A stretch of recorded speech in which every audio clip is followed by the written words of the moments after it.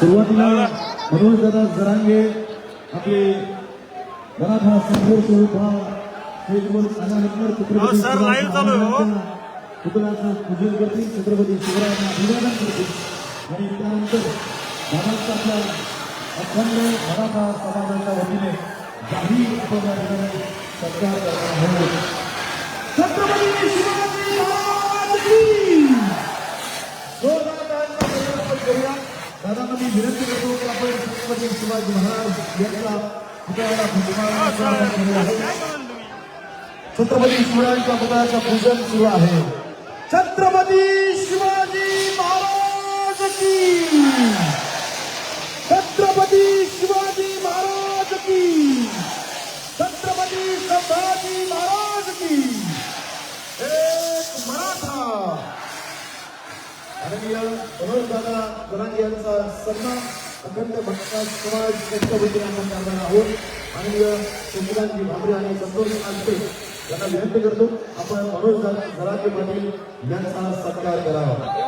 अखंड मराठा समाजाच्या वतीने या ऐतिहासिक क्षणाचा आपण सगळेजण साक्षीदार होतो आहोत. मनोज दादा जरांगे यांना ऐकण्यासाठी, यांना पाहण्यासाठी बरोबर आपण गर्दी केली आहे. मीडियाच्या स्टेजच्या वरती बसले प्लीज खाली या मित्रांनो, या खाली या जरा, खाली या खाली या. मनोज दादांचा सन्मान होत असताना अखंड मराठा समाजाच्या वतीने, नगरमधल्या तमाम जनतेच्या वतीने मनोज दादांचा हा सन्मान आपण करतो आहोत. नगरला एक ऐतिहासिक भूमी म्हणून आपण सगळेजण ओळखतो. अशी ही नगरची माती आहे आणि या नगरच्या कसदार मातीमध्ये मराठ्यांचा हा संघर्ष योद्धा या ठिकाणी उपस्थित झालेला आहे. या संघर्ष योद्ध्यासाठी एका जोरदार टाळ्यांचा गजर आपण करूया. छत्रपती शिवाजी महाराज की, छत्रपती शिवाजी महाराज की. एकच मिशन मराठा आरक्षण. धन्यवाद.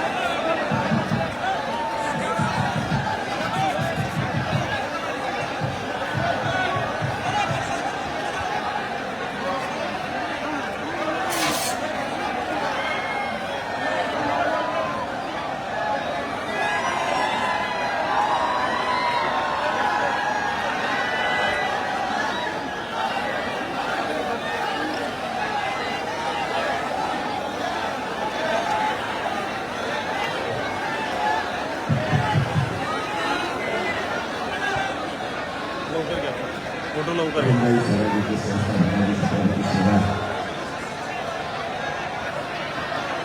आपल्या नगर जिल्ह्यात जमलेल्या माझ्या तमाम मराठा बांधवांना माझा मानाचा देश आहे.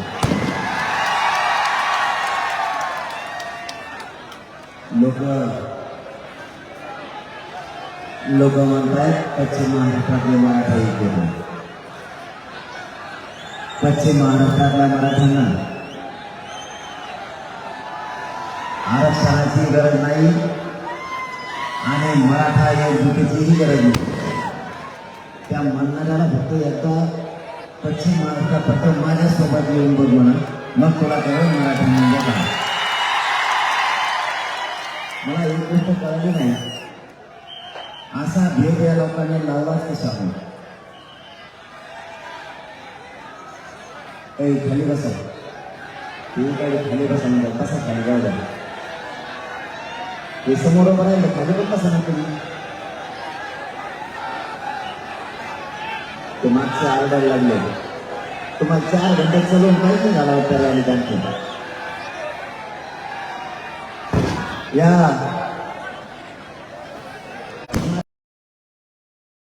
तयार नाही. मराठवाड्याचा आणि पश्चिम महाराष्ट्राचा कधी काळी काही झालेलंच नाहीये, किंवा पश्चिम महाराष्ट्र असो किंवा विदर्भ खानदेश असो, एकमेकाचं काहीच झालं नाही. मुंबई असो कोकण असो, यांचा आणि पश्चिम महाराष्ट्राचा आणि मराठवाड्याचा कधी काळी काहीच झालेलं नाही.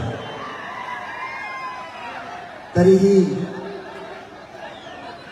जाणून बुजून का असं केलं जातं, विभागात वाद का लावले जाते कळत नाही.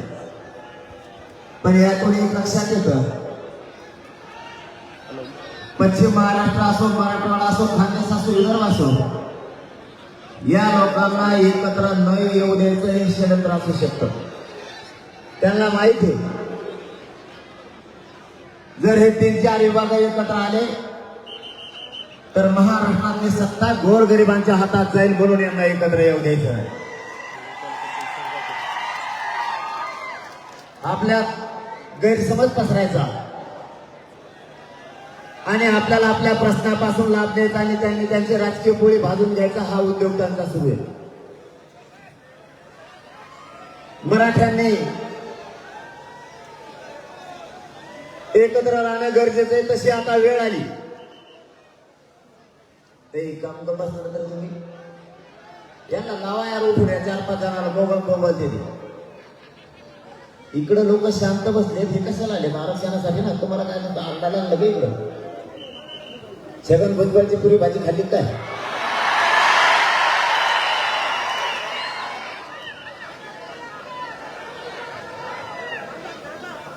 त्याला तर पुरी भाजीचा दुकान टाकायला होता मॅडम.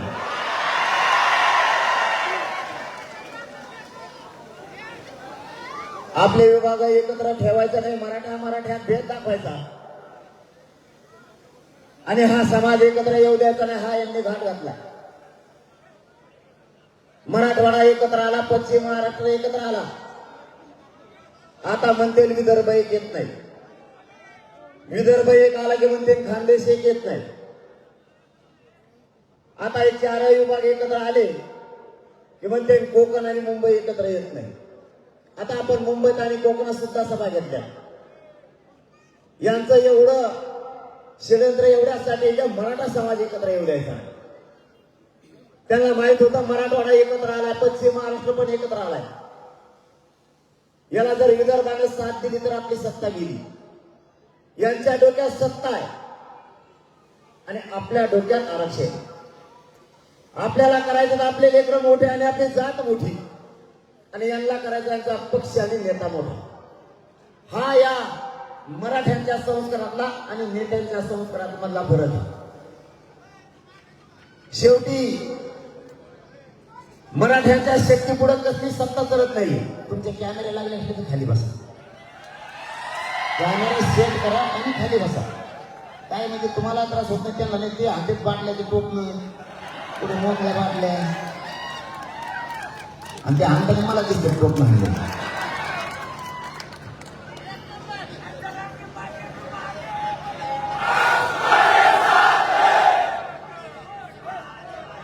यांच्या डोक्यातलं मराठ्यांना एकत्र नाही येऊ द्यायचं षडयंत्र आपल्याला मोडायचं. शेवटी या मराठ्यांच्या बळापुढं कसली सत्ता टिकायला तयार नाही. लागेल ते षडयंत्र माझ्या विरोधात यांनी केले. त्याचं कारण होतं की मी एकच धोरण हातात घेतलंय, मराठे एक करायचे आणि मराठ्यांना आयुष्याचं आरक्षण मिळवून द्यायचे. त्यांच्यात आणि आपल्यात एकच फरक आहे, मायबाप मराठ्यांना. त्यांना त्यांचा पक्ष आणि नेता मोठा करायचा आहे, आणि तुम्ही सुद्धा त्यात चुका केल्या आतापर्यंत. सगळे जबाबदार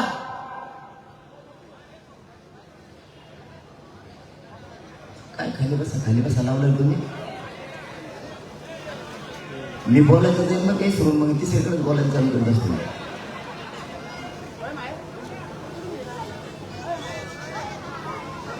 आपण सगळ्यांना या लोकांना निवडून दिलं आणि या शेवटी या लोकांनी आपला घात केलाय. तुमच्या लक्षात नाही आलं काय घडलं. तुम्ही ज्या पक्षातल्या नेत्याला मोठं केलं, त्या पक्षातला नेता आज मराठा आरक्षणाच्या आणि मराठा समाजाच्या विरोधात बोलायला लागला. कारण याला दोषी तुम्ही आहेत. तुम्ही जर यांना डोक्यावर घेतलं नसतं तर आज पोरं आपले आयुष्यापासून आणि भविष्यापासून लांब गेलेच नसते. तुम्ही आणि आम्ही काही गोष्टी समजून नाही घेतल्या. प्रत्येक वेळेस आपल्याला भावनाशील करायचं आणि भावनेच्या आरे आपण जायचं आणि आपल्या लेकराच्या आयुष्याचं वाटोळं करायचं. याला जबाबदार आपण स्वतः आहे. यांनी त्यावेळेस नातं जोडायचं, त्यावेळेस आपल्याला भावनिक करायचं आणि राजकारणात निवडून यायचे. एवढाच उद्योग त्यांनी केला आणि आपण सुद्धा त्यात फसलो गेलो. तुम्ही त्याला इतकं मोठं केलं की त्यांच्या 20-25 पिढ्या जरी बसून खाल्ल्या तरी उडू शकत नाही, इतके ते श्रीमंत झाले. आणि त्यांना तुमच्या श्रीमंतीवर इतकी मस्ती आणि मगरुरी आली की आज तुमच्या लेकराला लागणार आरक्षण देण्यासाठी ते विरोध करायला लागला. बघा आपल्या चुका आपल्याला किती भोगायला लागल्या. जी वेळ कधीच मराठ्यावर येणार नव्हती ती वेळ आज मराठ्यावर आली. वंचित राहणार नव्हता त्याच गोष्टीपासून मराठ्यांना वंचित राहायची वेळ आली. याचं मूळ कारण आहे या लोकांना आपण मोठं केलं, तेच लोक आज आपल्यावरती पडले. आपण काम करताना समाज डोक्यासमोर डोळ्यासमोर नाही ठेवला किंवा मुलगा नाही ठेवला. आज तुम्हाला सांगतो, तुम्ही मोठे केलेल्या सगळ्या पक्षातल्या नेत्यांचे पोरं आणि ते नेते यांना तुमची कसलीच आवश्यकता राहिलेली नाही. उघड्यावर द्यावं. आपल्या मुलांना जर शिक्षण द्यायचं असलं, उच्च शिक्षण द्यायचं असलं, नोकरी द्यायची असली, अधिकारी बनवायचं असलं, त्याला नोकरदार वर्गात घालायचं असलं, त्यांना केंद्रीय कॉलेज पाहिजे असले, त्या पोराला इंजिनियर MBBS डॉक्टर व्हायचं असलं, नाही होत आहे. कारण खरा अर्थाला हे राजकारणी लोकांचं आरक्षणाच्या मध्ये आलं. आपल्या मराठ्यांचं वाटोळं करायला ह्या सगळ्या पक्षातले नेते जबाबदार. किमान अशी संधी येत नाही आता तरी जागेवर. मायबापावर तुम्हाला हात जोडून सांगतो, आपल्या लेकराच्या पाठीशी उभा राहायला कोणी नाही राहिलं बरं का. इतकी भयानक वेळ येऊन बसली की ज्या हरामखोर अवलादे आपण मोठ्या केल्या तेच आपल्या लेकरांच्या मुंडक्यावर पाय द्यायला निघाला. माझ्या मराठ्यांना माझ्या या अहमदनगरच्या भूमीतून आव्हान, बस करा आता घरी बसायचं. बस झाला आता शेताकडे जायचं. व्यवसाय करणाऱ्या मराठ्यांनी, नोकरदार मराठ्यांनी, शेतकरी मराठ्यांनी, व्यापारी मराठ्यांनी एक दिवस जातीसाठी द्यायचं शिका. बघ्याची भूमिका घेऊ नका. एकमेकाला ताकद द्यायचं काम करा, एकमेकाला साथ द्यायचं काम करा. आपली शक्ती आपल्या विरोधात वापरायची जरा आता बंद करा. हे लोक आपली शक्ती आपल्या विरोधात वापरायला लागले. माझी तुम्हाला विनंती आहे, यांचे पोरं इतके मोठे झाले, यांना आता तुमची गरज नाही. जर आपण एकत्र नाही राहिलो तर पुढच्या पिढ्या आपल्याला कधीच माफ करणार नाही, हे लक्षात असू द्या. मी तळमळीने तुम्हाला सांगतोय आणि 11-11.5 महिन्यापासून हा लढा सातत्याने सुरू ठेवलाय. माझ्या मराठा समाजाची शान गेली नाही पाहिजे. माझ्या मराठा समाजाला खाली मान घालायची वेळ मिळाली पाहिजे. म्हणून अहो रात्र झुंज मी त्या ठिकाणी मराठा समाजासाठी सुरू ठेवली. उद्याच्या 29 तारखेला हा लढ्याला 1 वर्ष पूर्ण होत आहे. या देशात इतका सातत्याने आणि सतत चाललेला इतका मोठा लढा, हा भारत देशातला पहिला लढा मराठ्यांचा 1 वर्ष पूर्ण त्याला ताकदीनं सुरू आहे. हे आंदोलन थोडंही कमी नाही झालं, थोडंफार कमी होत असतं. कमी जास्त आंदोलनाची रेस कमी जास्त होती, परंतु हे मराठ्यांचं आंदोलन 1 वर्ष झालं थोडंही कमी होत नाही.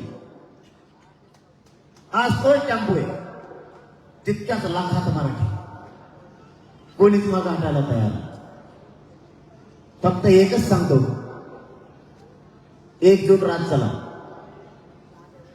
यांना बोलायला जागा ठेवू नका.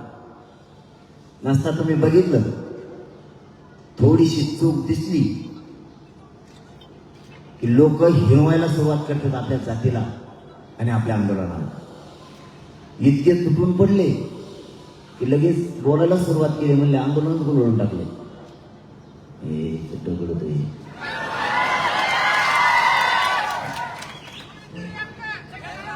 अरे मी काय सोपं आहे का बोलवून टाकायला? मला काही 1 लाख लोक असले तरी मी लढत असतो, 10 असले तरी लढत असतो. मी बांधावरचा माणूस आहे. मी सोन्याचा ते चमचा घेऊन नाही करणार आलो. मी बंगल्या फंगल्याला नाही दिली. बंगल्यावरच का नको केलेत त्या मराठ्याच्या चपला सगळ्यात पाय पडत मराठ्याच्या. नेत्याची मस्तीच उतरली. त्यांचेच नेते त्यांच्याच एकमेकाला म्हणतात. आता मीडियात म्हणायला लागले, पण आधी नव्हती म्हणून.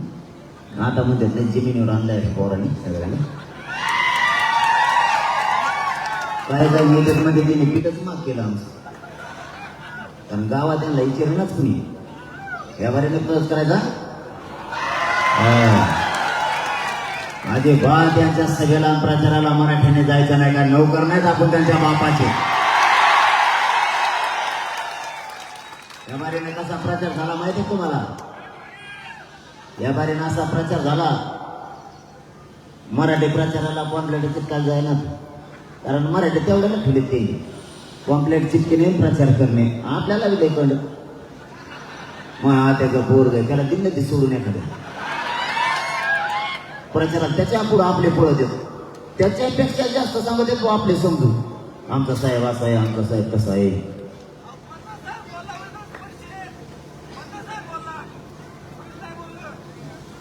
नऊ वाजले का? 9च्या टायमाला लय अवघडच.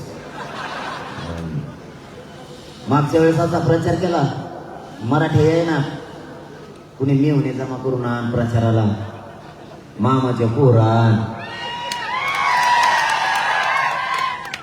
त्याला ती गाडी लागायची ती म्हणला नाही पडलं त्या प्रचाराला. ते बी त्याच्यासारखीच गाडी मागत होता तेव्हा प्रचारात. त्याला स्कॉर्पिओ आणलं, ते मला स्कॉर्पिओ देतो, आम्ही नाही मी. असा प्रचार झाला या टायमाला. इतके हाल झाले यांचे. मराठ्यांनी एक आल्यावर काय होतं हे मराठ्यांनी लोकसभेला सिद्ध केले. आता विधानसभेला बंद करायचं. त्या टायमाला तरी आपण फक्त पाडा म्हणलो होतो. कोणाला पाडा हे सांगितलं पण नाही आपण, तरी मराठी ओळखून घेतलो. असे रपारप पाडीले. त्याच्यामुळे त्यांना येणार झोप. ते दाटून म्हणते आपल्या मागं कुणी नाही. कुणी नसतं एवढी तुमची फजिती झाली असती का? एक जणाची तर 5,000ची दीड तोडाला इतका फेस पाडा होता.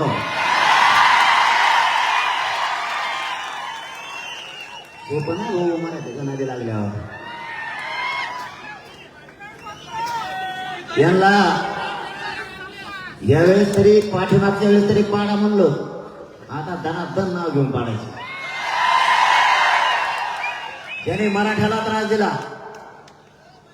माझ्या गोरगरिबांना त्रास दिला, माझ्या मराठ्यांना सगळ्या क्षेत्रातल्या नोकरदार क्षेत्रात असणाऱ्या मराठ्यांना त्रास दिला, व्यापारात असणाऱ्या मराठ्यांना त्रास दिला, उद्योग व्यवसायात मोठ्या मोठ्या असणाऱ्या मराठ्यांना त्रास दिला, छोट्या व्यवसायात असणाऱ्या मराठ्यांना त्रास दिला, अधिकारी वर्गात असणाऱ्या मराठ्यांना त्रास दिला, माझ्या शेतकरी मराठ्यांनाही त्रास दिला. त्या त्रास देणारा नेता कोणत्याही जातीचा असो, कोणत्याही पक्षाचा असतो, त्याला त्यावेळेस सोडायचं नाही, त्याला पाडायचं मध्ये पाडायचं. यांना त्या जागेवर बसून द्यायचं नाही.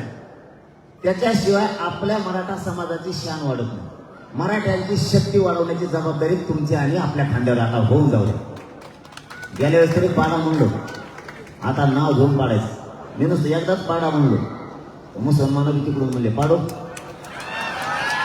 मला यायचे म्हणायचे पाटील पाडो. म्हणलं पाडो तर पाडो, पाडा पाडी सगळं. असा मसळा झाला हे पाडो पाडोनी. ते कोणालाच काही सुद्धा ना आता त्यांनी रजिस्टर घेतले आणि मंत्रालयाचे एका मंत्र्यावर बसते आणि ते म्हणतात कसं काय गणित फुकलं. ते म्हणतात मला नाही वेळ लागला हो. ते म्हणलं तो व्यासपीठावर सगळे लोक होते. ती म्हणलं तरी मी बोललो ना. आणि ते म्हणलं तो याकरता कोणीच नव्हतं, तू कसं काय आला. ती म्हणला मला वेळ लागला ना, मी तो 4 नंबरला होतो. ही आहे मराठ्याची किमया. म्हणजे 4 नंबरचे 1 नंबरला आले, 1 नंबरचे 7 नंबरला गेले. इतकं उलटा सुलटा कारभार मराठ्यांनी पहिले लिहिला. आता जर नाव घेऊन पाडायचं म्हणलं ना, तुम्हाला सांगता असं पाडानं 10 पिढ्या तरी उभा राहिलं पाहिजे होत. त्याच्याशिवाय आपल्याला नाही.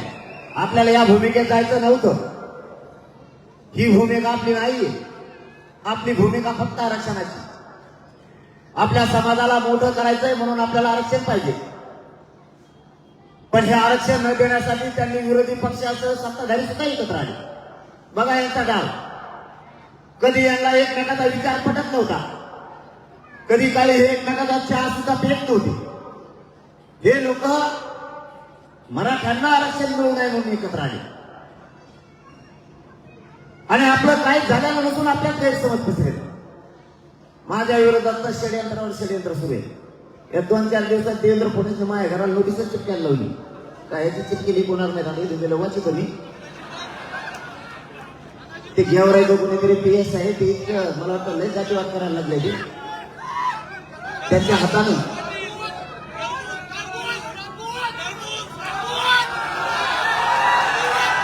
माझ्या हाताचे तुमच्याच हातात घ्या बरे. कोणाला पुढं पाठायचं हे मराठ्याच्या हातात घ्या बरे. दुसऱ्याच्या हातातच नाही. विनाकारण काहीच नाही केलं तरी नोटीसा इतक्या झाल्या ना. मग PhDची होची झाली हो. PhDचं तिकीट असते तसे ते वाचू सुद्धा पगारलं मी. बरं इतकं काय मागं लागावं. मी असं काय वाईट केलं. गोरगरीब मराठ्यांच्या पोरांना आरक्षण मागितलं म्हणून तुम्ही माझ्या मागं लागला. मी काय केलं ते तरी मला सांगा. माझा नेमका दोष काय. तुम्ही तुमच्या जातीला आरक्षण दिलं त्यावेळेस मराठ्यांनी आनंदानं बघितलं. मी माझ्या मराठा समाजाला आरक्षण मागतोय. आज गावाची गावं मराठ्यांच्या कुंडीत निघायला लागली. हे जर आंदोलन मी सातत्यानं लावून धरलं नसतं तर गावाची गावं मराठ्यांची ओबीसी आरक्षणात निघलेच नसतं. आज माझ्या मराठा समाजाचा फायदा व्हायला लागलाय. तुम्हाला अडचण काय. तुम्हाला का कधी पैसे मागितले आम्ही. तुम्हाला एखाद्या आंदोलनाला गाडी मागितली. तुम्हाला कधी आंदोलनाची येऊन बसा म्हणलो. तुम्हाला अडचण काय. सागर बंगल्यावर बसल्या बसल्या तुम्हाला झालंय काय. तुम्हाला काही केलंच नाही. आम्ही तुम्हाला बोललोच नाही. नेमकी तुमची अडचण काय. आम्ही काय चुकीचं केलं.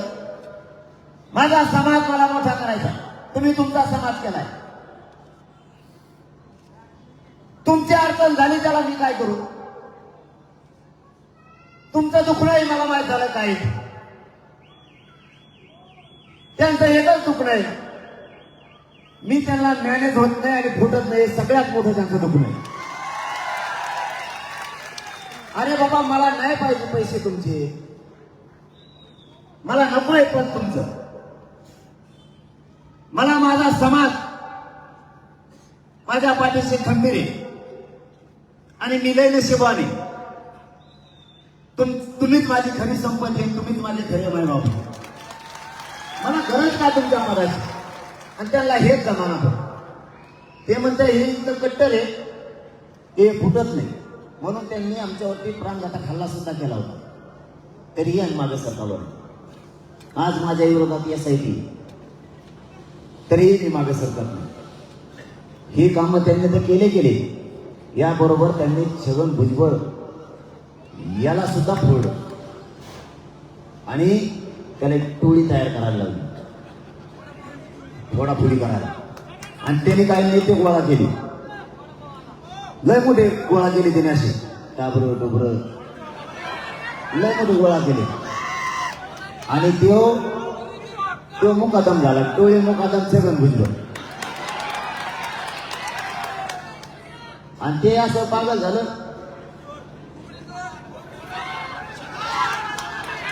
हे कोण आहे आता? नवीन.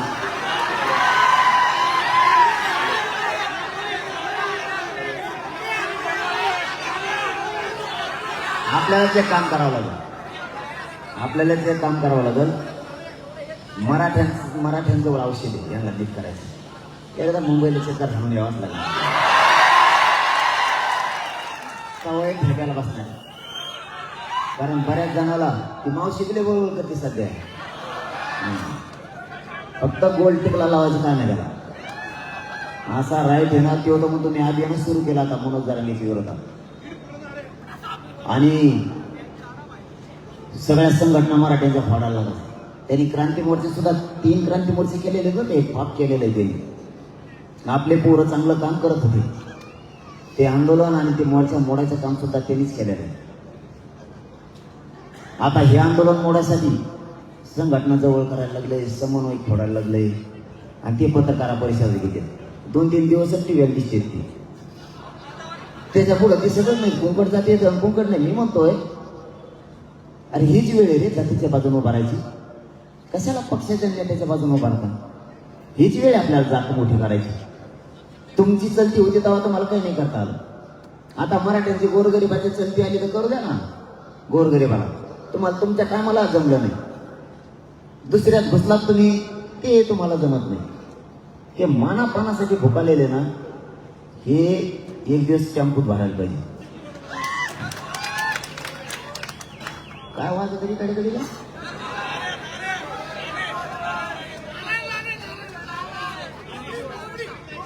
वाजू नका ना. आपल्याला आपल्या समाजासाठी काम करावं लागणार. मी काहीच केलेलं नसून इतका त्रास द्यायला सुरुवात केली. ते तर केलं छगन भुजबळच्या माध्यमातून, त्या दरेकरच्या माध्यमातून अभियान सुरू केलं. परत काही संघटनांच्या माध्यमातून केलं, काही समन्वयकाच्या माध्यमातून केलं. मी केलंय काय? मराठ्यांना आरक्षण मागितलं. मराठा पूर्वीपासून ओबीसी आरक्षण आहे. आमच्या जातीचं आयुष्याचं वाटोळं झालंय. आमच्या हक्काचं असणारं आरक्षण आम्ही मागतोय. ते देण्यासाठी तुमचं एवढं मोठं षडयंत्र. अरे बाबा, आमच्या अधिकाऱ्यांची भरती सुद्धा होत नाही. एक तर आम्हाला नोकऱ्याच नाही. इकून तिकून लागल्या ते तशी मागून आले, पुढं गेले. आमचं तिथेच तीच खुर्ची जस का फेविकॉलचीच केली त्याला हालतच नाही. आमची पडतीच होत नाही. झाली ज्याला नोकरी लागली त्याच्या आम्हाला हातपाय धुवून लागले. मराठ्याचा आहे म्हणून काम करीत नाही. काम त्याच्या जातीत काय म्हणजे तो या जाती त्याला काम म्हणलं का तू आमच्या जातीचं म्हणून काम करीन. आधी काय करते ताईट मारते. आपला शिक्षक असला तरी वर्गणीती गणपतीची देत नाही. मराठ्याचा काय म्हणून द्या नका. ही काय भाषा आहे? महसूल क्षेत्रात जर मराठ्यांचं असलं, आम्ही तुम्हाला म्हणलो कधी मराठ्यांना एक गोष्ट लक्षात ठेवा, जात वाचवायचा शिका, मनात परिवर्तन करा. हे त्यांच्या बाजूने उभा राहतात नोकरदार वर्गाच्या. आपली जात नोकरदार वर्गाच्या बाजूने उभा राहत नाही म्हणून आपले लोक सुद्धा संपायला लागलेत आणि एकमेकाला साथ देत नाहीये. इथून पुढं कोणत्या अधिकाऱ्यांना, कोणत्या सामान्य मराठ्यांना, व्यावसायिक मराठ्याला त्रास द्यायला लागले ना, एकमेकाने ताकदीने त्यांच्या पाठीमागे उभा राहायचे. दोन लक्षात असेल. कारण बळ द्यायचं शिकत चला. आता ह्या 8-10 महिन्यात कमी झालाय. म्हणत नाही जास्त करून. आता ते मराठ्याचा आहे का? कारण कमी केले. कारण मराठी सुद्धा आता ताकदीनं मदतीचं जायला लागले आणि जायचं शिका. आपली भूमिका आपल्या जातीतली शक्ती वाढवणे, त्यांनी त्यांची वाढवली. मी आजही अहमदनगर जिल्ह्यातून सांगतो, मला आणि माझ्या समाजाला राजकारणात नाही जायचं. आमचा तो पिंड नाहीये. आमची भूमिका आहे आरक्षण समाजाला मिळवून द्यायचं आणि समाज मोठा करायचा. आणि तुम्ही जर नाही दिलं तर आमच्या पुढं पर्याय नाही. मग करायचं का? जर यांनी आरक्षण नाही दिलं तर राजकारणात गेल्याशिवाय पर्याय नाही. सत्ता आपल्याला कब्जात घ्यावंच लागणार आहे, त्याच्याशिवाय पर्याय नाही. आणि हे सगळ्यांचं म्हणणं आहे. मराठ्यांचं म्हणणं आहे सामान्य दलित बांधवांचं आहे, सामान्य मुस्लिमांचं आहे, 12 बलुतेदारांचं आहे, होंद्यामध्ये द्यायला. कारण गोरगरिबाची ही आलेली लाट, ही 75 वर्षात गोरगरिबाची लाट आली. असली लाट राज्यात आणि देशात कधीच आली नव्हती. ती मराठ्यांनी आली. सावध राहा, आरक्षण मिळवायचं. बाकीच्या षडयंत्राचं तुम्ही टेन्शनच घेऊ नका. मी 1-2 दिवस ऐकतो कसं षडयंत्र एक बघतो, आणि मला आदल्या दिवशीच माहित होतं कोण कोण काय काय षडयंत्र करायला लागले. दरेकरची बैठक कोणी घ्यायला लावली आणि ह्या षडयंत्रामागे कोण आहे तुम्हाला सांगतो. 2 दिवसाच्यात आपल्याकडे माहिती येणार. कुठं बैठक झाली, कोणाच्या तिथं झाली, कशामुळे झाली, कोणाकोणाला घ्यायचं सांगितलंय त्याच्यात. आणि देवेंद्र फडणवीस खरोखर त्या षडयंत्राच्या पाठीमागा आहे का, डिटेल माहिती येणार. इथून मग कशा आलत्या तशी येणार आहे. कारण त्यांच्यात बी मराठे त्यांची जात जागी झाली आहे. कारण ह्या मराठ्याला गोरगरिबांचा कडवटपणा आणि कट्टरपणा बघून सगळ्याच मराठ्यांची जात जागी झाली की जर आपल्या लेकरासाठी, आयुष्यासाठी आपल्याला करायचंय तर हे आरक्षण मिळवून देण्यासाठी ज्या ज्या वर अडचणी यायला लागल्या त्या सांगितल्या पाहिजे. आणि तेही सांगायला लागले. फक्त मी नाव सांगत नाही, कारण दुसऱ्या वेळेस सांगायचंच बंद होईल. त्याचं नाव सांगितलं. त्याच्यामुळं या पुढच्या काळात मराठ्यांनी एकजूट राहा. आता खरी कसोटी. इथून मागे किती ताकदीने एकत्र राहिलं त्यापेक्षा आता आपली मराठ्यांची कसोटी लागली. जर आपलं 29 तारखेला लढायचं किंवा पाडायचं ठरलं तर तुम्हाला ताकदीनं काम करावं लागणार. कारण 29 ऑगस्टला आंतरवालीला बैठक आहे. त्या बैठकीला अहमदनगर जिल्ह्यातल्या प्रत्येक गावातून माणसानं त्या बैठकीला या. कारण त्या बैठकीतून निर्णय बाहेर काढायचा आहे, करायचंय काय. जर पाडायचं ठरलं किंवा उभा करायचं ठरलं तर यावेळेस मराठ्यांनी 100% मतदान करायचं.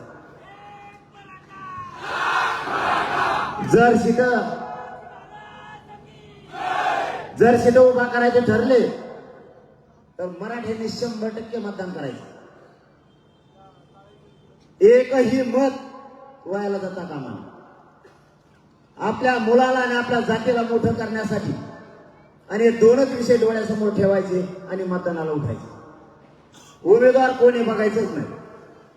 आतापर्यंत दगड कसं काम करी. जर आपण जसं 75 वर्ष त्यांच्यासाठी काही बघितलं नाही तसं एवढ्या वेळेस फक्त जातीच्या हितासाठी काही बघायचं नाही. कोणी पण असू द्या, कारण आपल्यात उमेदवार लई आहे. मी तर बेजार झालो उमेदवार ऐकू.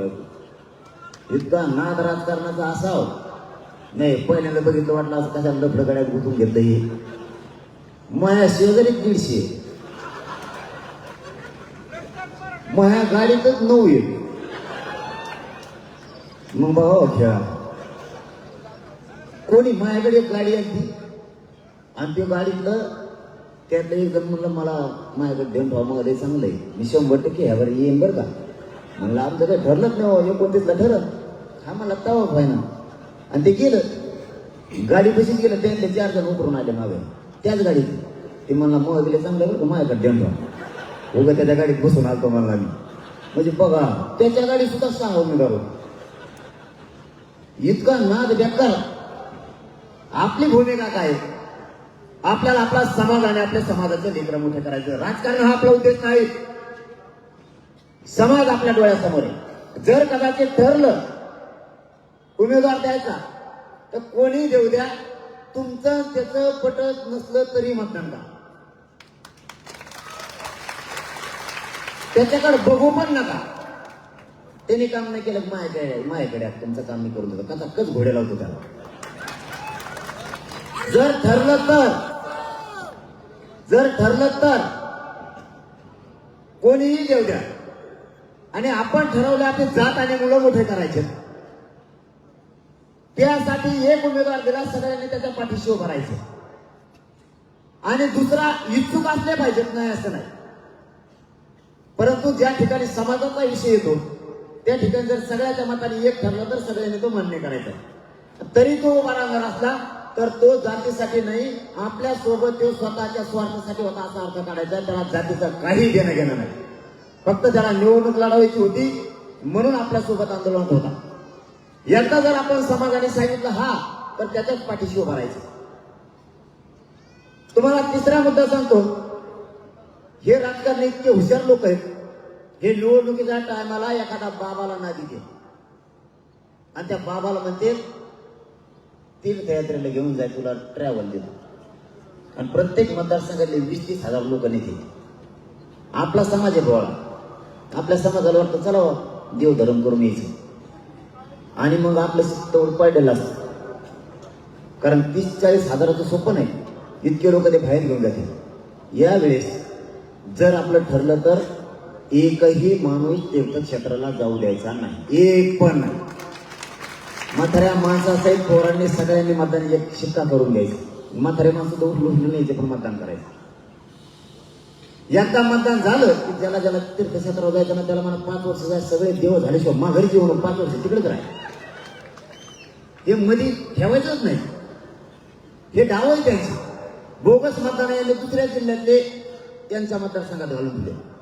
बोगस मतदान होऊ द्यायचं. आणि आपल्या नोकऱ्याला बाहेर असणारे कामासाठी कंपन्यात गेलेले सगळ्यांनी त्या दिवशी एका जागेवर यायचं.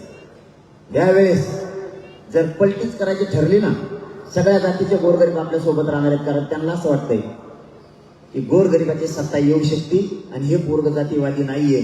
गोरगरीब सगळ्या ओबीसीचं सुद्धा कल्याण होऊ शकतं. ही 100% मुस्लिमांपासून सगळ्यांना आशा.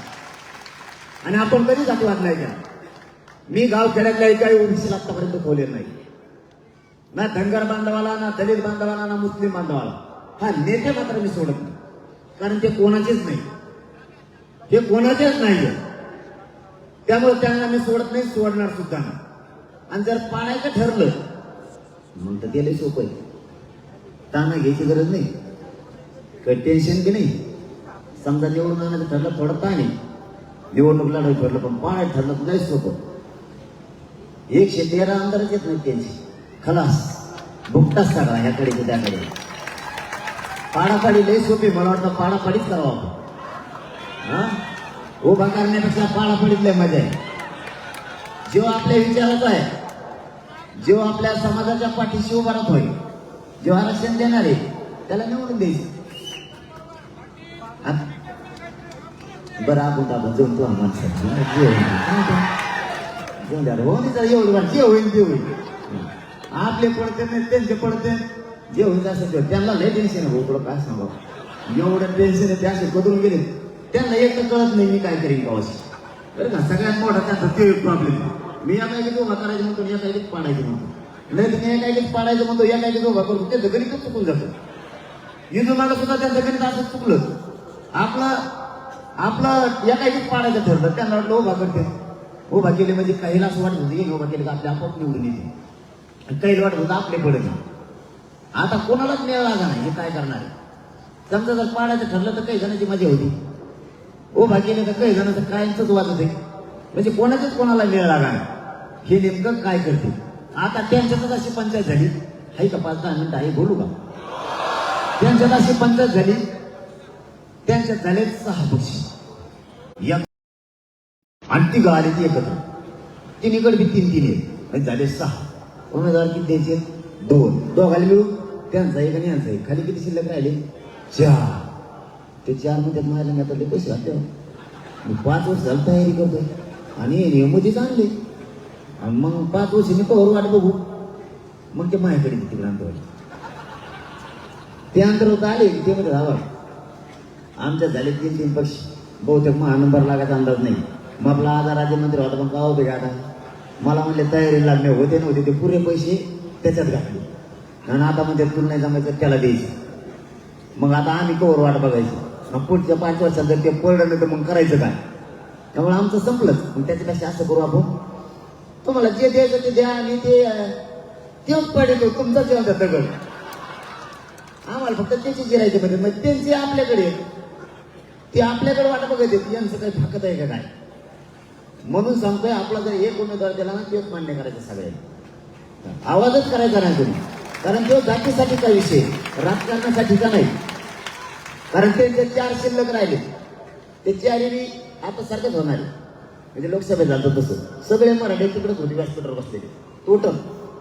एक मराठ्याचं इकडं नव्हतं. आपले कोणते गरीबाचे इकडून गाडी घेऊन पळ, तिकडं रिक्षा घेऊन पळ, कोणाच्या हातात कॉम्प्लेट, कोण कोणाचा प्रचार करते तळाला मिळणार. आणि त्यांच्या भले टप्पूचे टप्पू सगळे बसलेले. जिल्हा परिषद अध्यक्ष त्यांच्याकडं, माजी आमदार 13, 14 त्यांच्याकडं, 7 माजी खासदार, आजी खासदार त्यांच्याकडं, सगळे जिल्हा प्रमुख पक्षाचे त्यांच्याकडं. आमच्या वाट्याला कोणीच नाही. सगळं आपल्यासारखाच माल, समजा माझ्यासारखा दळाल्याला सगळे असेच होते. पण हे इतके भारी भरले त्यांना. ते व्यासपीठाच्या खाली आले की त्यांच्यात म्हणायचं आहे गावातच येऊन त्यांनी कुठे लोक काय करावं रे काय म्हणलं. मग 8 नाव पण दिलं. इतके बेकार हे पोट्टे काही लिहित ना, आयला पुढे शिकत अजून पुढं नाही तुम्ही. इतके बेकार लिहित खाली ना, त्या माणसाला गावात जाऊच वाटत नाही पुन्हा. बघा, पाठीमागची लढाई झालेली श्रीमंत मराठी म्हणजे राजकारणातले सगळे मराठी एका बाजूने होते, गरीब मराठी एका बाजूने होते, तरी सोपडा साफ केला त्यांचा मराठी. कारण गोरगरिबांपुढं आणि मराठ्यांच्या शक्तीपुढं कोणाची शक्ती टिकत नाही. आता यावेळेस काय होईल मला नाही माहीत, पण विचारपूर्वक दिवसभर चर्चा करू आणि त्यातून मार्ग काढू करायचंय काय. मी या शांतता रॅलीच्या माध्यमातून सांगतोय, या देवेंद्र फडणवीसला छगन भुजबळ दंगली करायच्या, दंगली होऊ द्यायच्या नाही, शांतता ठेवायची राज्यात. कारण मराठा आणि ओबीसी आपला कसलाच वाद नाहीये. हे काहीतरी काढी टाकायचा प्रयत्न करतील आणि वाद लावायचा आहे यांची दाट शक्यता. कारण भाषाच तशी त्यांची. ते छगन भुजबळ नाकावर चष्मा आल्याला आणि म्हणताय त्या पुण्याला म्हणताय तलवारी घासून तो तुला चष्मा उचला ना तलवार का हो तरी.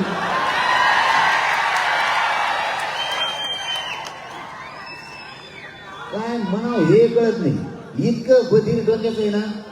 स्वतःचं तर वाटोळं केलं सगळ्या कुटुंबाचं त्यांनी जेलला जाऊन त्या शिवसेनेचा पुरं टांगळा वाजे, त्या राष्ट्रवादीचा भोगा केला आणि आता त्या देवेंद्र फडणवीसचा कार्यक्रम करायचा मागे जो पुरेशी पडी त्याची सोडीची. इतकं अतिशय पायाचं आहे ना, भयानक अतिशय पायाचं. आणि तरी हे देवेंद्र फडणवीस त्याच्याच मुख्य घेतो.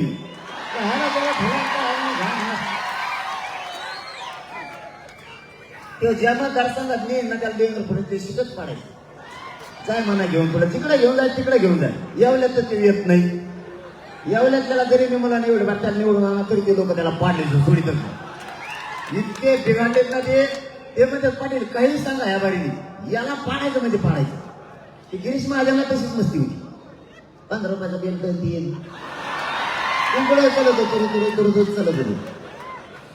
त्याला माहितच नव्हतं गणित ते कोणाच्या जीवात निवडून येतो. पण तिथं मराठी काय सोपे नाही. शेवटी ते कुणबी आहेत पण मराठी आहेत ना. आपलं त्यांचा रक्त एक आहे. तिथल्या दोन्ही नगराध्यक्ष माझ्याकडे आले आणि त्यांनी सांगितलं पाटील इतकं खालच्या दर्जाचं बोललं ना आमच्या काळजाला लागलं. शेवटी आम्हाला तुमचा स्वाभिमान एवढ्यासाठीच आहे की तुम्ही हे समाज तरी एकत्र करा. आम्हाला आरक्षणाची नाही गरज, आरक्षण आम्हाला आहे, पण शेवटी आम्ही कुणबी बी असलो तरी मराठी आणि हे मराठा समाज एक केल्यामुळे आम्हाला तुमचा स्वाभिमान आहे म्हणून आम्ही तुमच्याकडे आलो. आणि त्यांनी असं सांगितलं तुम्ही फक्त हा माना या बारी पाडतोच. आणि त्याचं कारण सांगितलं मला त्यांनी. 1,36,000 नुसता मराठा आहे तिथे 1,36,000 आणि याच 1300 का काय मतदान आहे फक्त. 1,36,000 पुढं 1300 पुढं आणि मराठ्याचं जेव्हा होतं. आता मला सांगा 5,000ची लीड तोडायला जर एवढा फेस पडत असेल तर 1,36,000ची लीड तोडायला अफगाणिस्तानातच जावं लागत तुला. इथं तिथं राहायचं कामच नाही. तेव्हापासून खालच्या पट्टीत आलाय. बघा त्याची भाषा तुम्ही टीव्हीची इथून मग अशी होती की बाबा असा बोलत होता जसा राष्ट्राध्यक्ष झालाय असा बोलत होता. मी म्हणलं 1,36,000 मराठी. ते म्हणलं म्हणून दादा काही चूक नाही, बरोबर आहे, आरक्षण बरोबर आहे, आरक्षण राईट आहे. आता खाली आला बघ असते ते. आपण विश्वास घ्यायला सुरू केलं की मुंबईत एक आपल्याला भेट नव्हती. कारण तिथं काय असतं माझा स्वभाव थोडा वेगळा. जिकडं पडल मी तिकडंच पडल म्हणत असतो. उशी बोलू का म्हणता म्हणता चांगलाच पिठा काढाय काय मी जिथं पडतं तिथंच पडतं म्हणत असतो. पण मुंबईत हे आपण 10-11 दिवसाची एक मोहीम सुरू केली, कोणालाच माहिती नाही. महाराष्ट्रातून मुंबईत मराठी गेलेले किती आहेत? महाराष्ट्रातून गेलेले मुंबईत कामाला गेले, बिचारे रिक्षे झाले, ते टपऱ्या काहीतरी हाय असे व्यवसाय करतात. कोणा तिथं वॉचमॅन म्हणून आहेत, कोणाच्या कंपनी पुढे आहेत, कोणाच्या कंपनीत आहेत, पुढं टॅक्सी चालवित आहेत, टपऱ्या चालवित आहेत, वडापाव हे वडापाव जास्तच वाटायला आहेत आपल्या धंदे. मोठाले तर त्यांचे नादारात पुरत नव्हतं, असे वरील कडे बिल्डिंगला मोठाले, त्याच्यावरच मराठी जाऊन बसले होते मध्ये 17 चाळी बिल्डिंग घेऊन. आणि ते मुख्यमंत्री मध्ये अरे म्हणून हे लोक कुठून वर गेले म्हणलं, मला नाव माहिती. आणि ते म्हणले मग हे मुंबईत गेल्यावर काय करते म्हणलं, त्यांनाच विचारा आता, मला माहित नाही ते काय करते. कारण हे चढायला जागा नव्हतं तरी 17 तळावर गेले, इतके डेंजर. त्याचा शोध मोहीम घेतली आहे की किती लोक आहेत. जवळपास 17 ते 18% महाराष्ट्रातून मराठी तिथे गेलेले आहेत मुंबईत. जरी निवडून आणून नाही शिकलो तरी आपण तिथल्या 19 सीटाचा जवळपास कार्यक्रम केलाच म्हणून समजा, पाळले. म्हणजे आपण तिथं बी शोध मोहीम सुरू केली. आता कोकण अर्धा आहे, अर्धा राहिला, अर्धा आहे, अर्धा राहिलाय. मराठवाडा, पश्चिम महाराष्ट्र, विदर्भाचा विषय सोडून द्या, तिन्ही प्रांत एका बाजूला. इथं यांचा सुपडा सापच होणार आहे, तिन्ही प्रांत इथला विषयच नाही यांचा. त्यामुळे यांच्या ज्यावेळेस आपण भुई धरली, आपण ज्यावेळेस शोधायला लागलो, तेव्हापासून यांच्या लक्षात आलं मुंबई सुद्धा कार्यक्रम वाजू शकते. कारण आणखीन बी 8-10 दिवस लागणार मुंबईचा सगळा तपास आहे. कारण आपले लोक किती आहेत, जर आपली निवडून याची भूमिका नसेल तर पाडायच्या भूमिकेत मराठीचं मतदान धरणं आहे मुंबई सुद्धा. कारण ती जरी धार धरली आपण तरीही त्यांचं मुंबई सुद्धा वाजत आहे. फक्त किती सीटापर्यंत जात आहे हे आपण 29 तारखेला डिक्लेअर करू. कारण तोपर्यंत सगळं चारही बाजूची माहिती आपल्याला येणार आहे. कारण आपल्या पोटात काही राहत नाही, आपलं सरळ असतं. कारण तुमच्यापेक्षा मला मोठं कोण आहे, मी कुणाला सांगू, तुम्हाला नाही सांगणार, पण तुम्हाला सांगून टाकतो सगळं. कारण मी यांना घेणतच नाही, यांना मानत बी नाही, यांना विचारत बी नाही तुम्ही केवढीची. नाही तर हे अंतरवाली सोडायचे नाही. जे पडणार आहे ते अंतरवाली सोडित नाही. जे 54,000 महिन्यात गेले ते तर म्हणते तुम्ही आपला राजीनामाचे डायरेक्ट. जे 44 ने गेला ते तर मग आपल्या पक्षातच नाही राहायचं आहे. बरे तुम्हाला वाटत असेल पण मी निवृत्ती घेतली, काय की त्या निवृत्तीवरच येऊन टाकली. कारण मराठ्यांच्या नादी लागणं एवढी सोपी गोष्ट नाही. आमचा बदनापूरचा तो उठतच नाही. ते तर म्हणतो मी एवढं पडलो तेव्हा पडलो, मग आता खेळच चांगलं असावं. लावसाहेब दादा पडले, मग आता कार्यक्रमच झाला. आपला काही गेमच लागला मला, आता खेळ्या गोष्टीच मिळाल्या. मग काही चूक नसताना सुद्धा मी पडलो, एक चूक नव्हती नाही. एक मला त्याला म्हणून मागणीत बोला ओबीसीचं हे बोला, मी ओबीसीला दिलं राव, लय मोठं गेलं. ओबीसी बोलेलं राहिले मला असं. एक फळ असते, फळ तुम्ही तुमच्या हातात सत्ता होती त्यावेळेस केलेली मस्ती हे आता लोक तिचा बदला घ्यायला लागले. लोक सोप्या नाहीत. तुमच्याकडे सत्ता होती म्हणून तुम्ही एवढी मस्ती केली. तुम्ही ओबीसीचे लोक सोडले नाही, मराठ्यांचे सुद्धा सोडले नाही. तुम्ही लोकांना प्रचंड त्रास दिला. आता लोकांना वाटतंय लाट मराठ्यांची आणि मराठी तिकडून आले, आता कोणाला द्यायची गरज नाही. आणि सत्ता आली का गेली का तुम्हाला सांगतो कोणाला द्यायची गरज नाही. आपली सरकारपेक्षा शक्ती मराठ्यांच्या मोठे काय द्यायचं समजा कोणाला अजिबात द्यायचं नाही कोणाला. त्या आष्टी पाटोदा मतदारसंघात कवा मराठ्यालाच झाडायचे, कवा बघा तुम्ही मराठ्यालाच झाडायचे.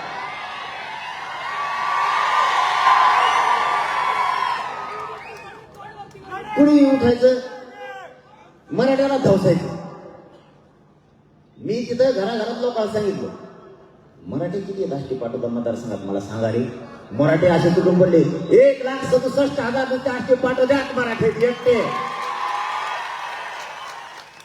काय टप्पर हे कोणाच्या अंगावर यायची नाही, निवडून यायची पण तुमच्या हातात गोष्टी आहेत सगळ्या. चुका मराठ्यांनी केल्या. आपली शक्ती किती आपण बघितलीच नाही. आपण आपल्याला स्वतःला कधी जाणून घेतलंच नाही. पहिल्यापासून मराठ्यांना सवय लागली शक्ती असताना सुद्धा त्या शक्तीचा दुरुपयोग आपल्या जातीच्या विरोधात करायचा. आपली जात संपली नाही पाहिजे यासाठी आपल्या शक्तीचा उपयोग झाला पाहिजे. आपले पोरं संपले नाही पाहिजे याच्यासाठी आपला उपयोग झाला पाहिजे. आपला समाज मोठा करणं आपली जबाबदारी. ही शक्ती त्यांच्या बाजूला उभा केली म्हणून ह्या लोकांनी आपल्यावरती अन्याय केला. आता पुढच्या काळात हे होऊ नये. आपली शक्ती आपल्या जातीला मोठं करायला आणि आपले पोरं मोठं करायला लाच वापरायची. अजिबात शक्ती वायाला घालायची नाही आता दुसऱ्यासाठी. आपल्या भूमिकेवर आपण ठाम व्हा. कारण हे पक्षाचे लोक आणि या पक्षातले नेते हे पक्षाला आणि पक्षाच्या नेत्याला बाप मानायला लागले. खरं तर आपण जातीला बाप मानलं पाहिजे, पण यांनी पक्षाला आणि नेत्याला बाप मानायला सुरुवात केली. त्यामुळे मराठ्यांनी आता स्वतःच्या पोराच्या आणि जातीच्या बाजूने उभा राहा. एवढी मोठी शक्ती आपली आहे. या राज्यात 6 ते 7 करोड एकटा मराठा आहे. 50-55% एकटा मराठा आहे. सगळ्यांची फक्त स्वतःच्या शक्तीची जाणीव ठेवा आणि आपले लोक मोठं करायचं शिका. शक्ती शोधत चला. कोणाला पाय लावायचा नाही, पण कोणी पाय लावला तर 1 इंच सुद्धा मागे सरकायचं नाही. कारण या राज्यात आपण काय नुसतं अन्याय सहन करण्यासाठी जन्म घेतलेला नाहीये. आपलं हक्काचं आरक्षण असताना दुसऱ्याला दिलं गेलं. 16% आरक्षण मराठ्यांच्या हक्काचं 1954 दिलं गेलं. मराठ्यांच्या पोरांचं वाटोळं झालं. ओबीसी आरक्षणात 180 जाती घातल्या. त्यानंतर त्या जाती आज 350 ते 450 जाती झाल्या. म्हणजे यांच्या एका जातीची बाकीच्या 16-17 जाती घातलेल्या पोट जाती आणि उपजाती म्हणून घातल्या. 83 क्रमांकाला कुणबी आहे. कुणबीचा आणि मराठ्यांचा व्यवसाय एकच. शेती व्यवसायाच्या आधारावर आरक्षण दिलं गेलं, पण कुणबीलाच दिलं. मराठ्यांचा आणि कुणबीचा व्यवसाय एक आहे. मग मराठ्यांची पोटजात कुणबी होत नाही का? होत असूनही यांनी आपल्याला आरक्षण दिलं नाही. सातारा संस्थांच्या गॅजेटमध्ये सुद्धा मराठा आणि कुणबी एक आहे. हैदराबाद संस्थांच्या गॅजेटमध्ये सगळा मराठा आरक्षणात आहे. बॉम्बे गव्हर्नमेंटचा जेवढा प्रांत होता त्या प्रांतामधला सगळा मराठा कुणबी आहे. तरी मराठ्यांना आरक्षण दिलं गेलं नाही. आणि ज्यांच्या कोणाच्या शासकीय सरकारी नोंदीच नाहीये त्यांना आरक्षण दिलं गेलं. ही न्याय आहे या राज्यात. ज्याच्या नोंदी त्याच्या रद्द करा म्हणतात आणि ज्याची कुठे नोंदच सरकारी नाहीये त्यांच्या पडत्या होत आहेत. ही या राज्यात न्याय आहे. म्हणून मराठ्यांनी शक्ती ओळख आणि मुलाच्या बाजूने उभा राहा. जात संपू देऊ नका. जात संपले तर तुम्हाला विचारणार कोणी नाहीये. आजकालचं युग बदललंय. कोण कोणाच्या बाजूने नाही उभा राहत. कोण कोणाला नाही साथ देत. स्वतःचा स्वार्थ भागेपर्यंत सगळे बाबा म्हणतायत. अनेकदा स्वार्थ भागला की ज्या ताटात खाल्लं त्या ताटात पाय द्यायला सुरुवात केली. जरा शहाणपणाची भूमिका मराठी घ्या. घरातून बघायचं आता बंद करा. घरात बसून आता आरक्षण मिळणार नाहीये. व्यावसायिक मराठ्यांनी सुद्धा 1 दिवस काम सोडत जा. नोकरदार मराठ्यांनी सुद्धा 1 दिवस नोकरीला नाही जायचं. व्यापारी व्यवसाय मराठ्यांनी सुद्धा नाही जायचं. शेतकरी मराठ्यांनी 1 दिवस कामाला नाही जायचं. कारण जात संकटात सापडली. संकटात सापडलेल्या जातीला आणि त्या पोरांना बाहेर काढायची जबाबदारी तुमची. कोणता नेता, कोणत्या नेत्याला तुम्ही तुमचं म्हणायला लागला? कोणत्या नेत्यासाठी तुम्ही काम करताय? ही कोणती भूमिका आहे मराठ्यांची? कोणता नेता आणि कोणता आमदार आणि मंत्री तुम्हाला नाही मोठं करणार? तुम्ही आमचं त्याला म्हणता कशावर? ज्या तुमच्या लेकराला आरक्षण लागतंय ते आरक्षण देण्यासाठी विरोध करतायत. मग ती महायुती असो किंवा महाविकास आघाडी असो, हे तुमचे झाले कसे? तुम्ही कोणाला फसवतात मराठ्यांना? स्वतःच्याच मुलाला, स्वतःच्या जातीला. तुम्ही आता भान ठेवा आणि विचारात परिवर्तन करा. जे लेकरो आई बापाने कर्ज काढून शिकवलंय, शेतात राबले, ऊस तोडले, त्यांनी लेकरं शिकवलेत अधिकारी होण्यासाठी, एसटीची पाठी वाचवण्यासाठी नाही. नोकरदार मराठ्यांनी 1 लाख रुपये मागे टाकलाय आणि आपले लेकरं शिकवले. त्यांना आशा आहे माझा लेकरू अधिकारी झाला पाहिजे. कोणता बाप असा आहे, कोणती आई असेल की त्याला वाटतं आपलं लेकरू मोठं होऊ नये. हमाली करणाऱ्या मराठ्यांना वाटतं माझं लेकरू मोठं झालं पाहिजे. टेम्पो ट्रक चालवणाऱ्या ड्रायव्हरांना वाटतं माझं लेकरू मोठं झालं पाहिजे. शेती करणाऱ्या मराठ्यांना वाटतं माझं लेकरू मोठं झालं पाहिजे. रात्रंदिवस पोते उचलून हमाली केली, रक्ताचं पाणी केलं आणि लेकरे शिकवले. त्याचाही स्वप्न माझं लेकरू अधिकारी झालं पाहिजे. असा कोणता मराठा आहे, श्रीमंत असू द्या किंवा गरीब असू द्या, त्याला वाटत नाही माझं लेकरू मोठं होत नाही. मराठ्यांना फसवू नका स्वतःच्या जातीला आणि मुलाला. जे लेकरू 1% लुटतोय ते ठसा ठसा घरापर्यंत रण द्यायला लागलंय. त्याच्या असुर पुस्तक तुम्ही कसे, तुम्ही कधी भानावर येणार आहेत मला हे कळत नाहीये. तुम्ही का नेत्याला आणि पक्षाला मानताय आणि तुमचे लेकर दारिद्र्याच्या खाईत लोटायला लागलात.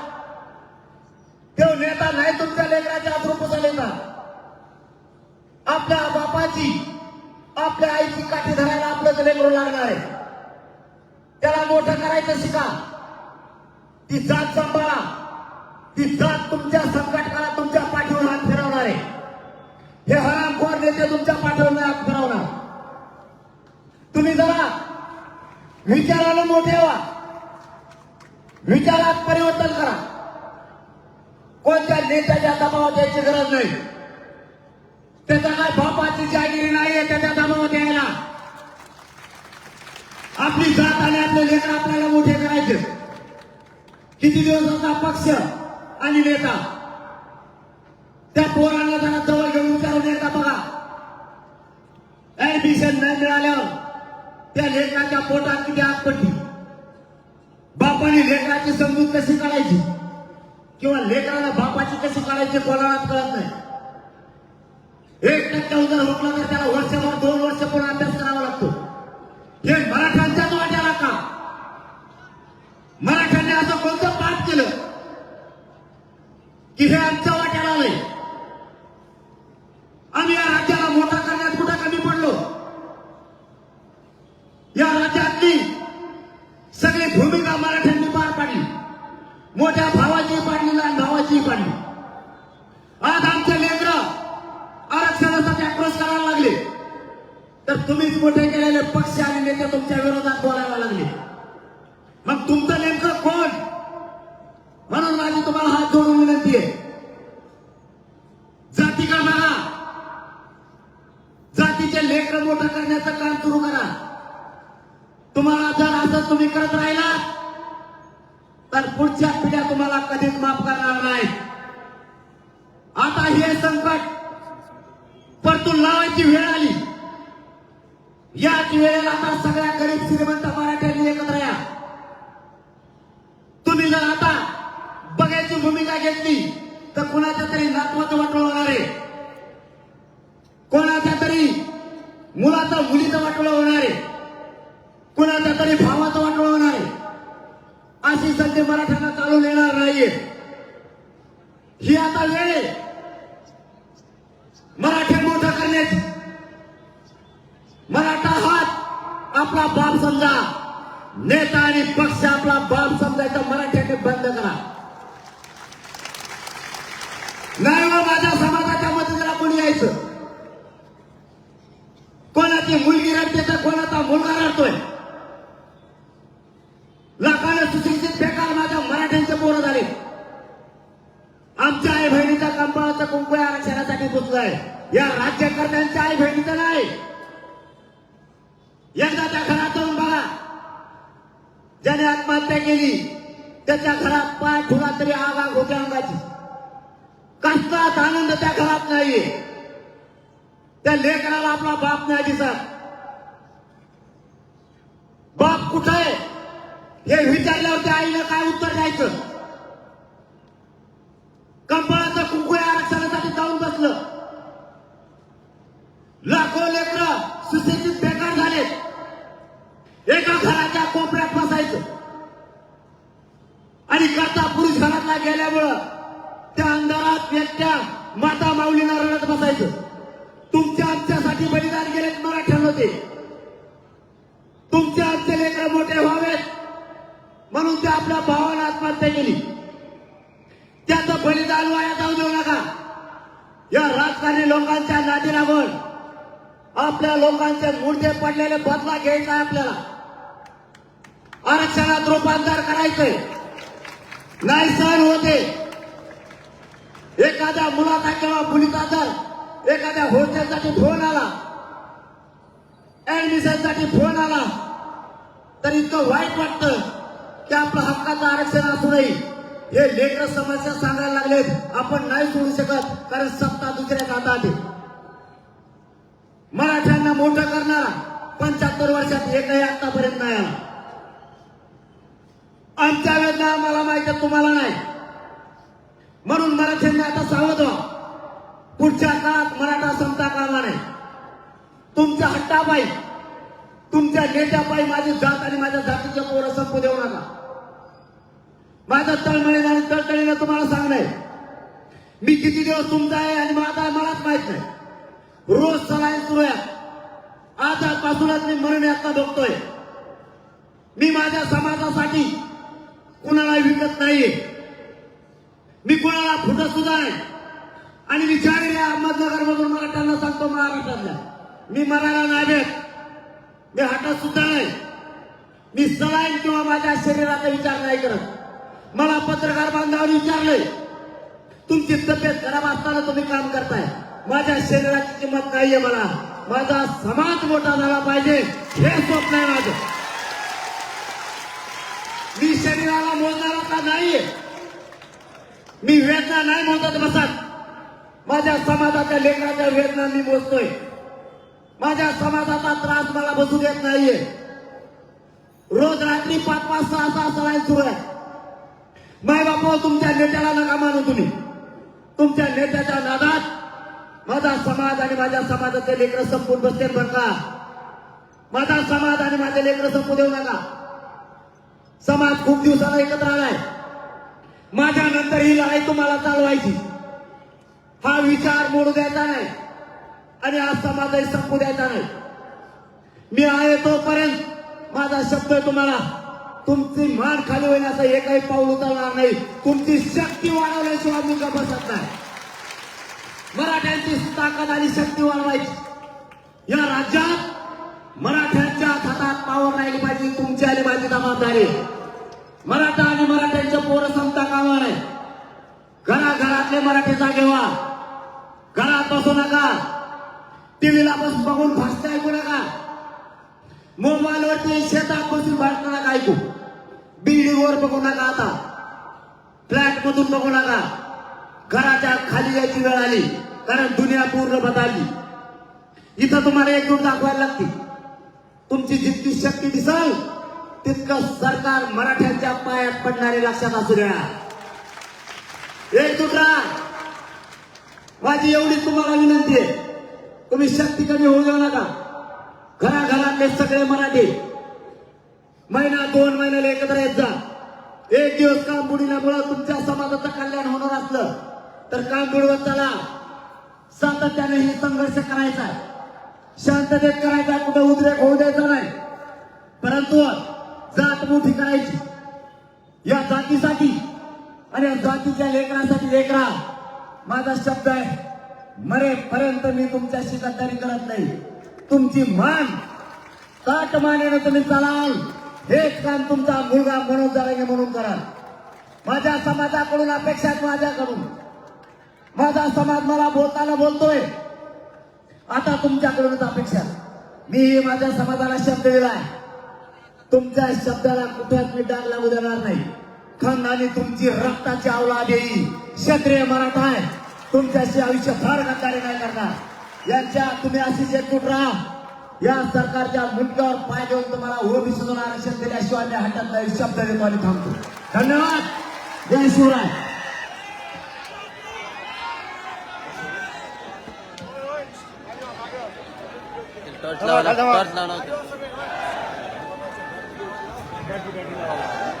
मोबाईलच्या बॅटरीला सगळ्यांना विनंती आहे, सगळ्यांनी टॉर्च लावायचे. आपल्या मोबाईलचे सगळ्यांनी टॉर्च लावायचे आणि दादाने या ठिकाणी निरोप द्यायचा.